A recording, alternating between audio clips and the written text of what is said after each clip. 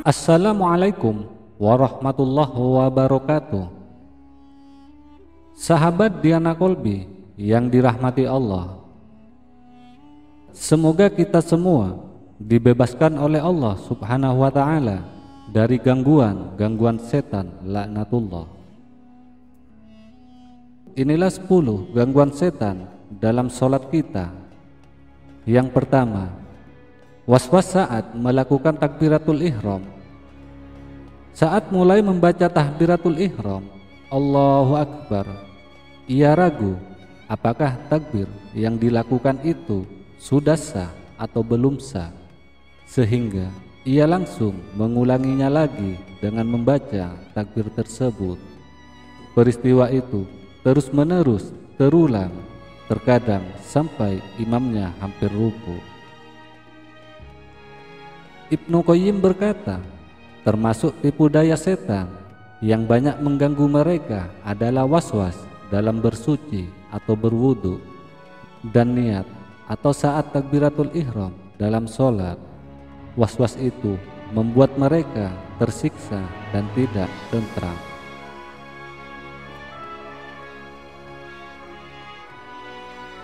Lalu yang kedua, tidak fokus saat membaca bacaan sholat. Sahabat Rasulullah Sallallahu Alaihi Wasallam yaitu Utsman bin Abil As datang kepada Rasulullah dan mengadu, "Wahai Rasulullah, sesungguhnya setan telah hadir dalam sholatku dan membuat bacaanku salah dan rancau." Lalu Rasulullah Sallallahu Alaihi Wasallam menjawab, "Itulah setan yang disebut dengan kinzib. Apabila kamu merasakan kehadirannya, maka meludahlah ke kiri 3 kali dan berlindunglah kepada Allah Subhanahu wa ta'ala. Aku pun melakukan hal itu dan Allah Subhanahu wa ta'ala menghilangkan gangguan itu dariku." Hadis riwayat Muslim. Dan yang ketiga, lupa jumlah rakaat yang telah dikerjakan. Abu Hurairah radhiyallahu anhu berkata, sesungguhnya Rasulullah Sallallahu Alaihi Wasallam telah bersabda, "Jika salah seorang dari kalian sholat, setan akan datang kepadanya untuk menggodanya sampai ia tidak tahu berapa rakaat yang ia telah kerjakan. Apabila salah seorang dari kalian mengalami hal itu, hendaklah ia bersujud 2 kali atau sujud sahwi saat ia masih duduk dan sebelum salam. Setelah itu baru mengucapkan salam." Hadis riwayat Bukhari dan Muslim. Lalu yang keempat, hadirnya pikiran yang mengganggu fokus. Abu Hurairah radhiyallahu anhu berkata, Rasulullah Sallallahu Alaihi Wasallam bersabda, "Apabila dikumandangkan azan sholat, setan akan berlari seraya berkentut-kentut sampai ia tidak mendengar suara adzan tersebut. Apabila muazin telah selesai azan, ia kembali lagi, dan jika iqamat dikumandangkan, ia berlari. Apabila telah selesai iqamat, dia kembali lagi. Ia akan selalu bersama orang yang sholat seraya berkata kepadanya, 'Ingatlah apa yang tadinya tidak kamu ingat,' sehingga orang tersebut tidak tahu berapa rakaat ia sholat." Hadis riwayat Bukhari. Lalu yang kelima, tergesa-gesa untuk menyelesaikan sholat. Ibnu Qayyim berkata, sesungguhnya tergesa-gesa itu datangnya dari setan, karena tergesa-gesa adalah sifat gelabah dan sembrono yang menghalang-halangi seorang untuk berperilaku hati-hati, tenang dan santun, serta meletakkan sesuatu pada tempatnya. Tergesa-gesa muncul karena 2 perilaku buruk, yaitu sembrono dan buru-buru sebelum waktunya. Tentu saja bila sholat dalam keadaan tergesa-gesa, maka cara pelaksanaannya asal mengerjakan sholat, asal selesai, jadi tidak ada ketenangan atau tumaknina. Pada zaman Rasulullah Sallallahu Alaihi Wasallam, ada orang sholat dengan tergesa-gesa. Akhirnya Rasulullah Shallallahu Alaihi Wasallam memerintahkan untuk mengulanginya lagi karena sholat yang telah ia kerjakan belum sah. Rasulullah Shallallahu Alaihi Wasallam bersabda kepadanya, apabila kamu sholat, bertakbirlah atau takbiratul ihram, lalu bacalah dari Al-Quran yang mudah bagimu, lalu rukuklah sampai kamu benar-benar ruku atau tumak nina, lalu bangkitlah dari ruku sampai kamu tegak berdiri, kemudian sujudlah sampai kamu benar-benar sujud atau tumak nina, dan lakukanlah hal itu dalam setiap rakaat solatmu. Hadis riwayat Bukhari dan Muslim. Dan yang keenam, melakukan gerakan-gerakan yang tidak perlu. Dahulu ada seorang sahabat yang bermain kerikil ketika sedang tasyahud.